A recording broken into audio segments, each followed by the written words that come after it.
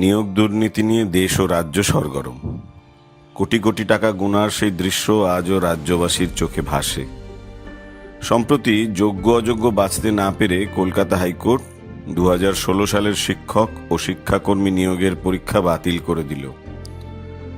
শুধু শিক্ষক নিয়োগই নয়, নার্স, পুলিশ, পুর নিয়োগ সহ রাজ্যের সরকারি চাকরিতে নিয়োগের প্রায় সমস্ত পরীক্ষাই দুর্নীতির অভিযোগে অভিযুক্ত। টিভির পর্দায় এ নিয়ে সরকারি ও বিরোধী দলের তরজায় এ ওর দিকে আঙুল তোলে, সে তার দিকে। আসলে সবাই দুর্নীতিগ্রস্ত, এটাই সত্য। এ রাজ্যে নিয়োগ দুর্নীতি নিয়ে যে বিজেপি, সিপিএম ও কংগ্রেস গলা ফাটাচ্ছে, যে রাজ্যে তারা সরকার চালাচ্ছে বা চালিয়েছিল, সেখানে তাদের বিরুদ্ধে দুর্নীতির অভিযোগ উঠেছে বা উঠছে। নিয়োগ দুর্নীতির সবচেয়ে বড় কেলেঙ্কারি হল বিজেপি শাসিত রাজ্য মধ্যপ্রদেশের ব্যাপম কেলেঙ্কারি।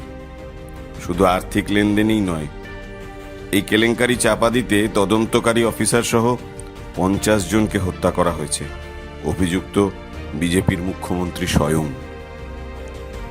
কোন কোন বিষয়ে পরীক্ষা দিলেন, এই প্রশ্ন করায় হতভম্ব মুখে প্রশ্নকর্তার দিকে চেয়ে থাকে বিজেপি শাসিত মধ্যপ্রদেশের পাটোয়ারি নিয়োগ পরীক্ষার 3য় স্থান অধিকারী পুনম। বলা হচ্ছে এটি নাকি ব্যাপম নিয়োগ কেলেঙ্কারি দুর্নীতিকেও ছাপিয়ে গেছে। ফার্মাসি পরীক্ষার খাতায় জয় শ্রীরাম লিখে শুধু পাশ নয়, একেবারে 50% উপর নম্বর। শুনতে আশ্চর্য লাগলেও যোগীর রামরাজ্য উত্তরপ্রদেশেই ঘটেছে এমন কাণ্ড। শুধু তাই নয়, 69,000 শিক্ষক নিয়োগে যোগী রাজ্যের বিপুল দুর্নীতি তদন্ত শুরু করতেই বদলি আইপিএস অফিসার। সিপিএম আমলের প্রথম দিকে শিক্ষক নিয়োগ হতো ম্যানেজিং কমিটির মাধ্যমে। সেখানেও লাখ লাখ টাকা ঘুষ দিয়ে অযোগ্যরা নিয়োগপত্র পেয়ে যেত অনায়াসেই। দলবাজি, স্বজন পোষণ মারাত্মক রূপ নিয়েছিল। ভুক্তভোগী মানুষ এ সবই জানেন।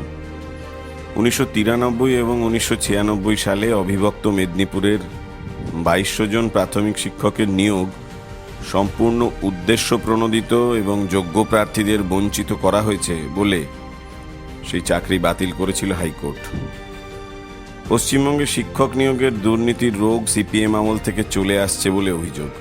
ক্যাগ রিপোর্ট 2016-17 অভিযোগ তোলা হয়েছে শুধু 2009 সালের সহকারী শিক্ষক নিয়োগের 10ম RLSTতেই 46,647 জন প্রার্থীর একাডেমিক স্কোরে গরমিল ধরা পড়েছে।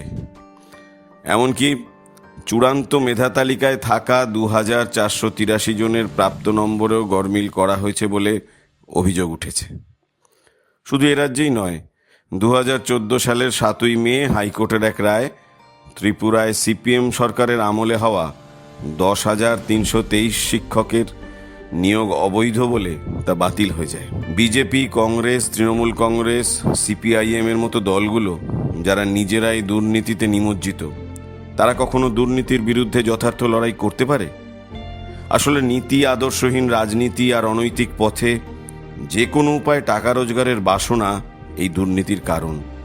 তাই দুর্নীতিকে রুখতে গেলে শক্তিশালী করতে হবে আদর্শ ভিত্তিক রাজনীতিকে, এর ভিত্তিতে গড়ে ওঠা আন্দোলনকে। আর সেই শক্তিকেই আপনাকে চিনে নিতে হবে, শক্তি যোগাতে হবে।